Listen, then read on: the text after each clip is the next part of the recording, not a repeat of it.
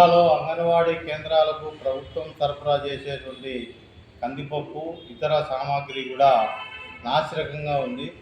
అదే విషయం బద్వేలు సంబంధించినటువంటి కొన్ని అంగన్వాడీ కేంద్రాలకు సరఫరా చేస్తే అక్కడ నుండి ఈ యొక్క అంగన్వాడీ సిడిపిఓ అధికారులు తిరిగి తెచ్చిస్తే మళ్ళీ మేము కొత్తది ఇస్తామనేటువంటి దాంట్లో చెప్తున్నారు తప్ప ఈ యొక్క సరఫరా చేసేటువంటి కాంట్రాక్టర్ పైన చర్యలు తీసుకోకపోవడం అనేటువంటిది ఏఐటీసీగా తీవ్రంగా ఖండిస్తున్నాం.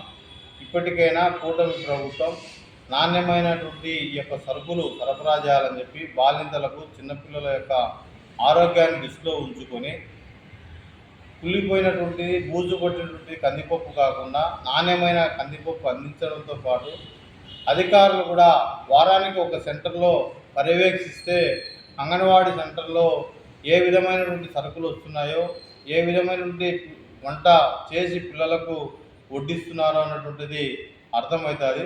అధికారులు కూటమి ప్రభుత్వం మిలాఖతై కాంట్రాక్టర్లకు కొమ్ములు గాయకుండా కాంట్రాక్టర్లు కోడిగుడ్లు కూడా టెండర్ వేసే సమయంలో సైజు పెద్దదిగా చూపించి సరఫరా చేసేటప్పుడు మాత్రం చిన్నదిగా ఉన్నటువంటి దాంట్లో పక్కసిక్కిపోయేటువంటి సందర్భంలో కోడిగుడ్లు ఉన్నాయి.